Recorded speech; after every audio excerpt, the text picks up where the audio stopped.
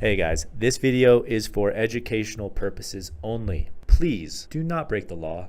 All right, hey everyone, welcome back to the Growers MBA podcast. We've been on a little bit of a hiatus, but we're back, stronger than ever, better than ever. We recently actually hired Elliott here, Elliott Gorfain. Elliott has probably more experience than anyone I've ever met in the industry. I've talked to a lot of people. I can pretty confidently say that there's not many people on this planet that know more about growing cannabis than Mr. Elliott Gorfain right here. He tells me about a lot of the calls he has with our customers. Elliott is our head consultant over at greenthumbdepot.com. After these long conversations I had with Elliott, I was just like, man, you have so much information out there. We got to put this stuff online. So decided to reignite the Growers MBA podcast, bring Elliott on board. We're just going to do little snacks here, one topic per conversation, maybe 20 to 30 minutes at max. Have Elliott dive into something really, really deep, whatever it's going to be. Today, Elliott, you were telling me the other day about a grower, a DOC, who gave us a call, and he just got hired at this new grow. And he goes in and sees this big commercial grow. They've got tents. They've got just a completely inefficient way that they're doing things. They've got grow tents inside of their facility.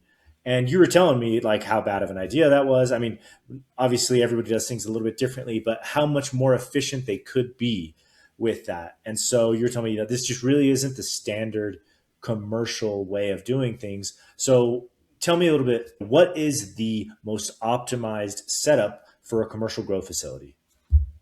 So in a commercial grow facility, you really want your flower rooms, big flower rooms. You want 4 flower rooms or multiples of 4 because of the grow cycle in the flower phase. And, then you'll have your veg room, your pre-veg, and your harvesting, post-harvest processing, and so on and so forth. Okay. And what's the point of that? Like, why do you want 3 rooms? Why do you want 3 flower rooms and 1 bedroom? Yeah, well, 4 actually, but yeah, the main reason, it has to do with the plant's life cycle. So most cannabis plants that are grown indoors, we pretty much stick to, give or take, an 8-week flower cycle. And so if you have 4 flower rooms, you can stagger them. So you're harvesting 1 flower room every 2 weeks. And that allows you to move everything through the cycle every 2 weeks. And it also works out perfectly on the vegetative and propagation side. Because when you take your clones, they take about 2 weeks to root, hopefully faster, but about 2 weeks. It gives them some spare time. And then you can put them in a pre-veg for about 2 weeks, and you can put them in a veg for about 2 weeks. So with 4 flower rooms, every 2 weeks you're harvesting, every 2 weeks you're taking cuts, and you're moving everything through the whole process every 2 weeks. And it also takes about 2 weeks to dry the flower. So that way you never have any wasted space, and you don't have to make any rooms larger or smaller than they really need to be. It's the perfect balance. And how does that compare to what our customer was doing, or this DOC who came into this new grow with tents? How is that tent setup compared to this more optimized setup that you just talked about? Well, gosh, in this case, I would explain it a little bit differently than the phased, what I was just talking about. The real reason why you want to get away from tents is economies of scale. So when you have a grow tent, there's a lot of wasted space. And so on a commercial side, you're going to have a big open room with what they call rolling benches, right? So these are fixed benches with a top that rolls back and forth 12 to 18 inches. And the way it works is that you can create a canopy in the entire room except for one aisle. And the rolling benches, you'll spread them apart in one area and then another area, and it allows you to create a movable aisle through that huge canopy. And it's all about optimizing for, maximizing the canopy, the flowering canopy in your grow. So that's one of the ways that you can really make efficient use of the economies of scale. And then another way is that you can buy larger equipment, you can run it at higher voltage, and you save money. And there's a lot of caveats to that. When you're working in a tent, you're cutting down on your canopy square footage, and you're also having massive amounts of redundant machinery, and it's very difficult for the labor, the people that are doing the work, to get in there and do what they have to do. So you're basically losing out on all the benefits of the economies of scale. And why do you think it is? This seems like it's a pretty known system to do it this way, but it does seem like, at least once a week you're telling me about some call you just had where some people are just doing things, I guess not, I guess the only way to say it is optimized, right? Yeah. Yeah. Well, you got to come from somewhere. And, for a tent grower, someone who's been growing maybe in their garage, or maybe they had a small legacy grow and they were using tents, there's a certain fear to doing something differently, and you do what you know, and this is for pretty much anyone, and any situation. But with growing, doing what you know in a tent setup, and then trying to multiply that. In this case that you were talking about, they have about 35 flowering tents and some veg tents and some mom tents, and it makes sense from a fear perspective because you've done this a million times, it works, and you don't have to change anything. But it absolutely does not make sense when it comes to the economics of a commercial grow. And you got to remember, it might have worked when you're growing a little bit, for your friends and family or whatnot. But when you're growing commercially, you have a lot more overhead. You have taxes, fees, regulations, and there's all sorts of things you have to consider. And those economies that you were working for you in a small grow in your garage in a tent are not going to work when you're doing a commercial operation. So you need to make that transition. Absolutely. And that's what we're here for, is to help that. And it does seem like a lot of the most successful growers that we work with, they are constantly looking to optimize their spend. They're constantly looking to optimize their electricity spend. They're looking to maximize canopy size, right? I mean, we're always selling these under canopy grow lights just to make sure that every inch of that plant is getting some sort of exposure. And so if I'm understanding correctly, it seems like if someone comes in this way, they're working out of a tent. You're probably working with a lot of different dehues, probably working with a lot of different environment things, right? When you could just get one or a couple different dehues to fit the entire thing, right? You could have a much more efficient way of doing lighting. It just seems like in general, moving from that setup that we were just talking about and coming over to this more optimized setup is just it's going to save you money. So not only are you going to save on costs, you're going to get way more yield, which is just like the double whammy. It's like what everybody wants, right? Yeah, absolutely. And yeah, you hit the nail on the head. And there's a lot of ways that you can optimize for cost efficiencies and yield. I mean, what you just mentioned with the under canopy lights is great to increase yield. Another way is, everybody's switching from HPS to LEDs. They've been doing that for a while. That is a cost efficient thing. When you're working with an HID light, so HID would be metal halide for veg, or HPS for flower. Those consume a lot of electricity and they put out a lot of heat. And anytime you're putting out heat, you've got to cool that heat. So then, you're spending electricity to cool the heat, and you're spending electricity that's turning into heat. Then you're spending more electricity to get rid of that heat. So, LEDs are, everybody's pretty much using those nowadays for that reason. And there's other reasons as well. You don't have to replace the bulbs and stuff like that. And a huge thing, which a lot of people aren't aware of, oddly enough, because you would think that they would be if they were commercial growers, but rebates. Rebates are huge. When you convert from an HPS facility to an LED facility, it really depends on where you're located, but you can save a ton of money. And we work with a rebate company, and we always ask that at the very beginning whenever someone's looking for lights. Say, have you checked out the rebates? We can do that for you. Let's get you some rebatable lights so that you can save a ton of money on it. I mean, the rebates are absolutely crazy. I was just remembering that working with that big farm, that when you first came on, it was one of your first clients you worked with, and you got them like 60K of lights for like $15,000 or something insane. That's right.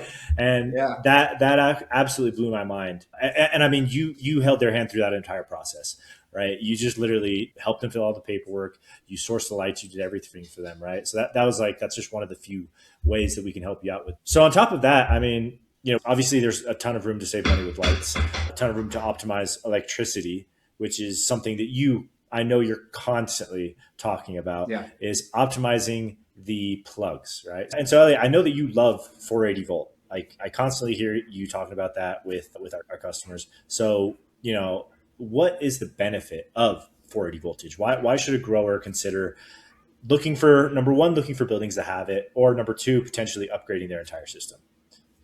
So the two things that are going to constrain, or two of the main things that are kind of fixed that are going to constrain your production capability is your square footage, right? How much canopy you have. And then a lot of times people will get a warehouse and they won't have high voltage on the panel. So maybe they can go up to 240 only, right? And then when you're using 240 volt machinery, it uses twice the amps. The same exact machine is going to draw twice the amps as if you use 480. So what happens is when you go up to high voltage, instantly you can put twice as much equipment on the panel. So that's really the main benefit for the high voltage.